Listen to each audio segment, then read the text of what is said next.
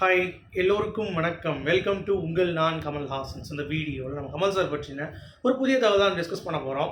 So வீடியோக்குள்ளே போகிறதுக்கு முன்னாடி நம்ம சேனலுக்கு நீங்கள் புதுசாக இருந்தீங்கன்னா கண்டிப்பாக சப்ஸ்கிரைப் பண்ணிக்கோங்க. வீடியோ மறக்காமல் ஒரு லைக் பண்ணிக்கோங்க. இப்போ நம்ம வீடியோக்குள்ளே கண்டிப்பாக போகலாம். ஸோ இன்றைக்கி வந்து பார்த்தீங்க அப்படின்னா கமல் சாருக்கு பிரச்சாரத்துக்கு அழைப்பதற்காக நிறைய பேர் வந்து கமல் சார் ஆஃபீஸ்லேயே இருந்துட்டு அப்படியே கொஞ்சம் நூல் விட்டு பார்த்துருக்காங்க. பட் கமல் சார் வந்து பார்த்தீங்கன்னா கொடு சால்வே ஓகே, கையில் ஏதாவது கொடுக்குறியா கொடு, என்ன பண்ணணும், ரைட் பை கிளம்புங்க அப்படின்ற மாதிரி லைட்டாக ஒரு 10 நிமிஷம் மீட்டிங்கு அதோட வந்து கிளம்பி வச்சிடறாப்புல. கமல் சார் ரொம்ப தெளிவாயிட்டாப்புல.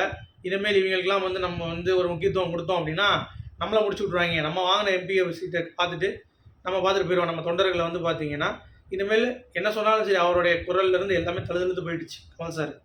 ஏன்னா அவருக்கு வருத்தம், மக்கள் நீதி மையம் வந்து நம்ம தெருவில் விட்டோமே அந்த வருத்தம் இருக்குது. அதனால் அவர் வந்து பார்த்தீங்கன்னா எதையும் கேர் பண்ணல. படத்துக்கு நான் கான்சன்ட்ரேட் பண்ண போகிறேன், விட்டுருண்டா அப்படின்ற மாதிரி. இன்றைக்கி கூட சேகர் பாபுலாம் போய் மீட்டிங் வந்து ஏற்பாடு பண்ணி என்னென்னமோ ட்ரை பண்ணியிருக்காங்க. வாங்க பிரச்சாரத்துக்காச்சும் வாங்க ஊன்ட்டு. கமல் சார் வந்து ஆலையை விட்டுறா சாமி அப்படின்ற மாதிரி ஓப்பனாக சொல்லிட்டாரு. இன்னொன்று பார்த்தீங்களா, மக்கள் நீதி மைய வேட்பாளர்கள் காங்கிரஸ் கூட்டணி கட்சியில் ஒருத்தரை ஆதரித்து, காங்கிரஸில் யாரோ ஒரு பேர் தெரில எனக்கு, இன்னும் வேட்பாளர் அறிவிக்கப்படலை அந்த ஏரியாவில் நினைக்கிறேன், அவங்க தான்ட்டு. அதுக்குள்ளேயும் வண்டியில் எல்லாம் ரெடி பண்ணி மக்கள் நீதி மையம் கமல் சார்லாம் இருக்கிற மாதிரி வச்சுட்டு அந்த தொண்டை ஓட்டு கேட்க ஆரம்பிச்சிட்டான். அதை பார்க்கும் பொழுது மக்கள் நீதி மையத்தில் எத்தனை பேர் இன்னும் விசுவாசமாக இருக்காங்க கமல் சார் மேலே, என்ன சொன்னாலும் கேட்குறாங்களே அப்படின்ற மாதிரி அதை பார்க்கும்போது இன்னமும் எனக்கு ரொம்ப மனசு கஷ்டமாயிடுச்சு. நமக்காக நிற்க வேணும், மக்கள் நீதி மையத்துக்காக நின்றுருக்கணும் களத்தில். நான் இப்போ மக்கள் நீதி மையத்துக்காக பேசியிருக்கணும். நம்ம வந்து இறங்கி அடிச்சிருக்கணும் டிஎம்கே. நேரம் எனக்குலாம் வந்து அவ்வளோ 2021 என் ஃபார்ம் தெரியல உங்களுக்கு, கிட்டத்தட்ட 80,000 1 லட்சம் வியூ போகும் நம்ம சேனலுக்கு. கமல்ஹாசன் அவர்கள் அந்தளவு பீக்கில் இருந்தார். இப்போலாம் வாய்ப்பு இல்லாமல் இருக்குங்க. கமல்ஹாசன் அவர்கள் இருந்தாருன்னா இந்நேரம் அவரை நம்ம போன வட்டம் 2021 வேறு இதே பொசிஷனில் இருந்தார் வைங்க. இந்த வட்டமும் தனித்து போட்டின்ட்டு மவனே எத்தனை பேர் வந்தாலும் அடி தான் அப்படின்ற மாதிரி இறங்கி அடிச்சிருப்பேன் அப்படிங்கிறது தான். ஸோ அதுதான் மிஸ் ஆகி போச்சு அப்படிங்கிறது பார்க்க முடிஞ்சிச்சு. இட்ஸ் ஓகே, கமல் சாரோட வேலையை பார்க்கட்டும், ஷூட்டிங் போகட்டும் அப்படிங்கிறது தான் பாயிண்ட். சரி, இப்போ சினிமா மேட்டருக்கு வருவோம். சம்பத் ராம் அப்படின்னு சொல்லிட்டு ஒரு நடிகர் ஃபைட்லாம் வந்து பண்ணுவார். விக்ரம் படம் அவர் கமிட் ஆகி பண்ணுறாரு. அந்த படம் வந்து நல்ல பிரேக் கிடச்ச பிறகு அதை பார்த்துட்டு ஹாலிவுட்டில் ஒரு இயக்குனர் கூப்பிட்றாரு. அதாவது மலையாள இயக்குனர் தான் ஹாலிவுட் படம் பண்ணுறாரு, சந்தீப்ன்ட்டு. அவர் இவருக்கு வந்து வாய்ப்பு கொடுக்குறாரு. ஸோ நல்ல சம்பளம் கொடுக்குறாங்க. அது மிரண்டாராம். அதாவது விக்ரம் படம் பார்த்து தான் கூப்பிட்டேன்னாராம். அப்போ தான் கமல் சாரோடைய அருமை தெரிஞ்சிச்சு அப்படின்றார். லோகேஷோட இதெல்லாம் இவ்வளோ தூரம் பார்க்குறாங்க எல்லாருமே அப்படின்ற மாதிரி அவர் வந்து பேசிகிட்டு இருந்தார். அப்புறம் வசூல் ராஜாவில் கூப்பிட்டுருக்காரு இவர் ஒர்க் பண்ணுறதுக்கு. அப்போ வந்து வரல அவர். அந்த கோவம் வந்து இருந்துச்சு போல விக்ரம் படத்துக்கு ஷூட்டிங் அப்போ. ஒரு நாள் பார்த்துட்டு அப்படி பேசாமல் தரான், 2வது நாள் லைட்டாக சிரிச்சான், 3வது நாள் வந்து லைட்டாக சிரிச்சு பேசினாரான். அப்போ தான் கப்புன்னு இருந்துச்சான் அவருக்கு. ஏன்னா அந்த டைமில் ஏதோ ஒரு வேலை இருந்துச்சு போல், அவர் பண்ண முடியலையா. அதனால் அவர் கோச்சு போகிற நினச்சிட்டு இருந்தால் கோச்சிக்கிட்டாரான். ஏன்னா நல்ல ஒரு கலைஞர் அப்படிங்கிறவங்க கமல் சார் விட மாட்டாருங்க.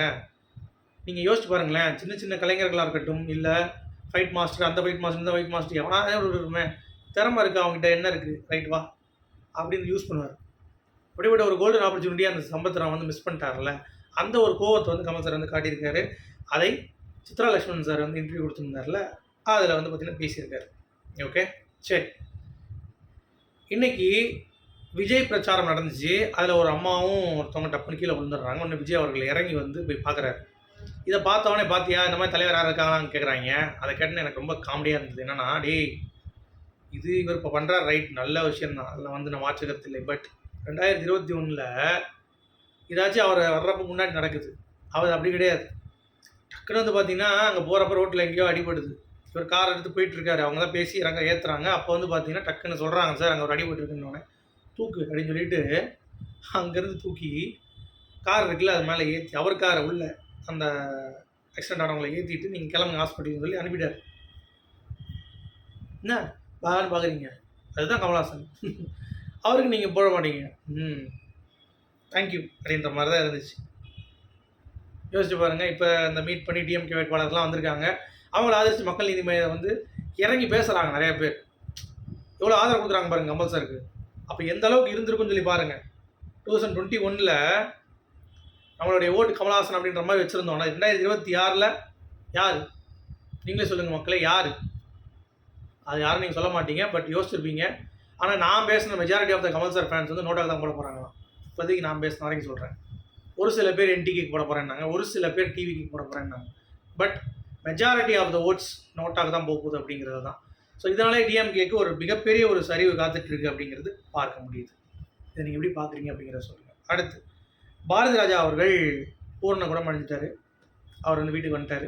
தெரியும்ல அந்த நியூஸ். கமல் சார் சொல்லியிருந்தா தெரியுமா, தாய் கிழவி அவர் போட்டு விடு பார்த்தாருன்னா ஏஞ்சி வந்துடுவார் அப்படின்னு சொல்லிட்டு. அதுக்கேற்ற மாதிரியே அவர் எந்திரிச்சு பேசின முதல் வார்த்தையே ஷூட்டிங் போகணுமா. யார் கமலஹாசனை கூப்பிடு, ரஜினிகாந்தை கூப்பிடு, ஷூட்டிங் போகணும் அப்படின்றார். ஷூட்டிங் போய் என்ன சொல்கிறீங்க அப்படின்ற மாதிரி. அப்போ யோசிச்சு பாருங்கள், அவர் ஒரு சுயநினைவு லைட்டாக வந்தாலே ஏதாவது பண்ணணும், நடிக்கணும், ஷூட்டிங் போகணும் அப்படின்ற மாதிரி அவர் சொல்கிறாருல்ல. இதுதான் கமலஹாசன் சொன்னார். இப்போ ஒன்றும் கிடையாது, கெட்டு போல. தாய் கிழவி படம் இவங்க நடித்தாங்கல்ல, ராதிகா. ஸ்ட்ரைட்டாக அவர் வீட்டுக்கு போய் சார் நடிச்சிருக்கேன்னு போட்டு காட்டினாங்கன்னா ஏஞ்சிருவாருங்க. அவர் ஏஞ்சி நடந்துடுவார், அவ்வளோதான். இப்போயே பூர்ண குடும்பம் வீட்டுக்கு போயிட்டார். எவ்வளோ பெரிய விஷயம் இல்லை அது. எனக்கே ரொம்ப ஹாப்பியாக இருந்தது அப்படிங்கிறது தான். ஸோ பாரதி ராஜா அவர்களுக்கு பூர்ண குடும்பம் எந்த வீட்டுக்கு சென்றவருக்கு ஒரு வாழ்த்துக்கள் சொல்லிக்கலாம். ஓகேங்களா? ஸோ கண்டிப்பாக ஆண்டவர் வந்து துணை இருப்பார் அப்படின்றத நம்புவோம். அடுத்து கமல் சார் வந்து ஒரு வட்டம் சொன்னார், ஞாபகம் இருக்கா? ரசிகர்கள் வேறு, வாக்காளர்கள் வேறு அப்படின்னு சொல்லிட்டு. ஏன்னா 2021 கமல் சார் வந்து அவ்வளோ பிரச்சனைகள் நின்றுருக்காரு. இறங்கி எல்லா மீட்டிங் போயிருக்காரு, நிறைய விஷயங்கள் பண்ணியிருக்காரு. கமல் சாருடைய கேண்டிடேட்ஸ்லாம் பார்த்துருக்கீங்களா? நான் ஓப்பனாக அடித்து சொல்லுவேன், அவர் நிப்பாட்டின கேண்டிடேட்ஸ் எல்லாருமே பயங்கர ஒர்த்து. சமூக போராளிகளாக இருக்கட்டும், டாக்டராக இருக்கட்டும், வக்கீலாக இருக்கட்டும், எல்லா இடத்துலையுமே வந்து ஐபிஎஸ் ஆஃபீஸராக இருக்கட்டும், இந்த மாதிரி எல்லாருமே பயங்கரமான ஆட்கள். அப்துல் கலாமோட இதாக இருக்கட்டும், அந்த மாதிரி ஃப்ரெண்ட்ஸாக இருக்கட்டும், பயங்கரமாக நிப்பாட்டினாப்புல. ஆனால் நான் ஃபுல்லாக மாற்றம் தான் வந்தேன். ஆனால் எனக்கு தெரிஞ்சிருச்சு ரசிகர்கள் வந்து வேறு, வாக்காளர்கள் வேறு அப்படிங்கிறது. அதே தான் இப்போ விஜய்க்கும் பொருந்தும். இப்போ இவ்வளோ பேர் நல்லா பேசுவாங்க, நல்லா இது பண்ணுவாங்க அப்படிங்கிறப்ப நாளைக்கு ஓட்டு அது கன்வெர்ட் ஆகும்போது கூட்டம் இருக்குது அப்படி இப்படின்பாங்களா, அது கமலஹாசனுக்கும் இருந்துச்சு. பட் வாக்கா மாறுமா? அதுதான் பாயிண்ட். அது கமல் சார் வந்து கண்டுபிடிச்சு சொல்லிட்டாரு. அது விஜய் அவர்களுக்கு இந்த தேர்தல் முடிந்த பிறகு தெரியும்னு நினைக்கிறேன். ஆனால் எனக்கு என்ன ஆசைனா, கமல் சார் இருந்தப்போ பண்ண தப்பை இந்த வட்டம் இவங்க பண்ணக்கூடாது. விஜய் அவர்கள், சீமான் அவர்கள் இருக்கும்போது பண்ணக்கூடாது. மக்கள் செருப்படி கொடுக்கணும் டிஎம்கேங்கிறது என்னுடைய ஆசை. நடக்குதாங்கிறத பார்ப்போம். ஆனால் அவர் அதை டீகோட் பண்ணிட்டார் அப்படிங்கிறது தான். சரி, சுதா கோங்கரா பராசக்தியோடைய இயக்குனர், அவங்க ஒரு ஸ்கிரிப்ட் ரெடி பண்ணியிருக்காங்க கமல் சாருக்கு. ஏன்னா அது ஆச்சரியமாக இருக்குன்றீங்களா? ஆமாங்க, எனக்கே ஆச்சரியம்தான். அவங்க டைரக்ட் பண்ண போகிறாங்களாம். அதுக்கான ஒரு வேலைப்பாடு நடந்துகிட்டு இருக்குன்ற மாதிரி சொல்கிறாங்க. எத்தனை அப்படின்ற மாதிரி. அதே மாதிரி நித்திலன்னு சொல்லிட்டு ஒருத்தர் டேரக்டர் இருந்தார்ல, மகாராஜ் டேரக்டர். அது கலைஞர் டிவியில் ஒரு ஷார்ட் ஃபிலிம் பார்த்துருக்காரு கமல் சார். அப்போவே அங்கே போய் பேசியிருக்காரு. கலைஞர் டிவி பேசும்போது 3 வருஷம் அந்த பையனுக்கு நல்லா ஒரு இது கொடுத்தீங்கன்னா சூப்பரான டேரக்டர் வருவான் அப்படின்ட்டு. அதுக்கு மாதிரியே மகாராஜா எடுத்திருக்க ஒரு 3 வருஷம் 4 வருஷம் கழிச்சு. எவ்வளோ ஒரு ஜீனியஸில். அதே மாதிரி கமலஹாசன் அவர்கள், ரஜினிகாந்த் அவர்கள் நடிக்கக்கூடிய படம் இருக்குல்ல, இதில் கமலஹாசன் அவர்களும் ரஜினிகாந்தனும் பேசிட்டு இருந்தாங்க. அப்போ இப்போயாச்சும் நடிப்போம், நீங்கள் நடிக்க அப்படின்னு சொன்னால், இல்லை நான் ஸ்டைல் தான் பார்ப்பேன் அப்படின்னாங்க ரஜினி சார். இப்பயுமா அப்படின்னு. ஆமாம், இதில் ஸ்டைல் தான். இப்போ ஃபுல்லாக ஒன் ஸ்டைல் பஞ்சு தான். டார்க் காமெடிங்கிறனால ரஜினி சார் வந்து பஞ்சு தான், கமல் சார் வந்து ரியாக்ஷன் தான். இப்படி தான் மூவ் பண்ண போகிறாங்களாம் நெல்சன் படத்தில். பார்ப்போமே, டிஃப்ரெண்ட்டாக இருக்குல்ல டார்க் காமெடி அப்படிங்கிறப்ப. வெயிட் பண்ணி பார்ப்போம் எந்த அளவுக்கு பண்ண போகிறாங்கன்ட்டு. அடுத்து சாண்டி மாஸ்டர், அமலா, இவங்க எல்லாருமே வந்து டூரி டாக்கீஸ் நடத்தக்கூடிய அவார்ட்ஸ் வந்து வந்திருந்தாங்க. அதுக்கு யாரை பிடிக்கும்னு கேட்டது கமலஹாசன் அவர்கள். சாண்டி சொல்ல சரி, அம்பிகா மேடம் அவர்களும் எனக்கு மிகப்பெரிய இன்ஸ்பிரேஷன் கமல் சார் தான். அவர்களெல்லாம் நான் இந்த மாதிரிலாம் இருந்துக்க முடியாது, அவ்வளோ ஸ்பேஸ் கொடுப்பார் அப்படின்ற மாதிரி பேசியிருக்காங்க. ரொம்ப பியூட்டிஃபுல்லாக இருந்தது அப்படிங்கிறது தான். ஸோ கமல் சாருக்கு இப்போ 71 வயது, 5 வருஷத்தில் 76. அரசியலில் உங்களுடைய கருத்து?